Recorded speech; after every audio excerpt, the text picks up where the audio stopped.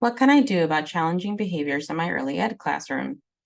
Challenging behaviors are a common frustration for early childhood educators.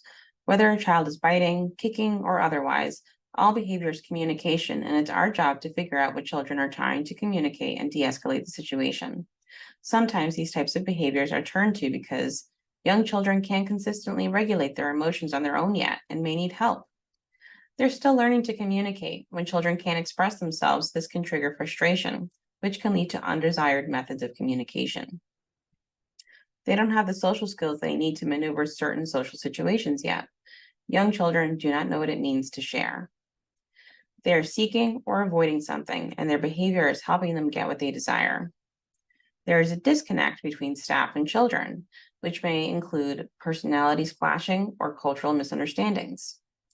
Each person comes with their own baggage.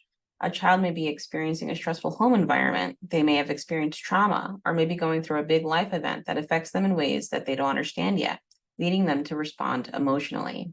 Or there may be a medical or biological reason that's contributing. Let's talk about a few strategies. The best way to change others' behaviors is to change our own. Please note that not every tactic will work for every child, and something that works for a child once may not work for them again. Children are individuals and need individualized approaches. First, we want to learn through observation. We want to know what happened before the behavior occurred, how it was responded to, and what was the result. Documenting what you see can help you recognize patterns in verbal and nonverbal behavior so you can de-escalate situations before they reach challenging levels. We need to regulate our own emotions and help children regulate theirs. Self-regulation is a skill that's developed. If we want children to be able to calm themselves down and not resort to aggressive actions, we need to help them build that skill. To do this, first identify your own hot buttons. What sets you off? Figure out ways to calm yourself down before attempting to regulate the child, and model self-regulation. When you are calm, lend your calm. When you are a calming presence, you can co-regulate. Teach children breathing practices like deep breathing, belly breathing, and box breathing. When children are calm, teach them about emotions. How can they identify them? Where do they feel them in their bodies? What can we do about emotions? Acknowledge and validate children's emotions and give children alternative actions they can take to help calm themselves down, like blowing bubbles, drawing, viewing sensory tubes, or squeezing stress balls. We can give children the words they need to verbalize and read their nonverbal cues. Teach children what they can say or do in challenging situations. A child who bites when someone tries to take their toy away may need to learn to say, "You can have this when I'm done."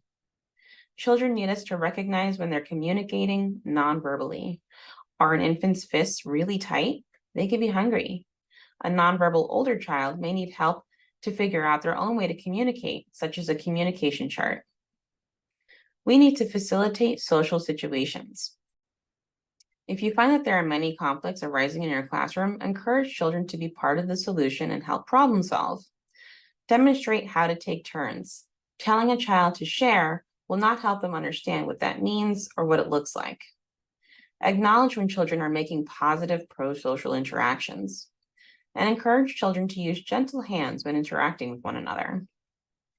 We can also design environments, practices, and expectations to reduce the likelihood of challenging behaviors.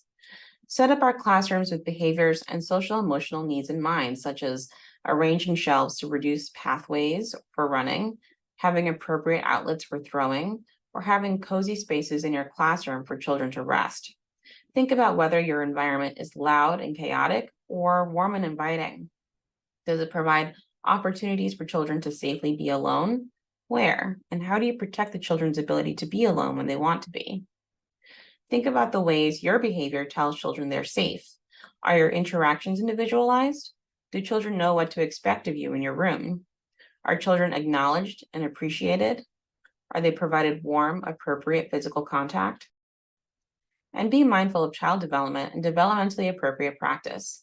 Are the things you're expecting of an infant, toddler, or preschooler more appropriate for older children, such as worksheets or writing the alphabet? If we ask children to do things beyond their ability or scaffolding range, we can create frustrating situations. We can support families and provide them with resources they need for success.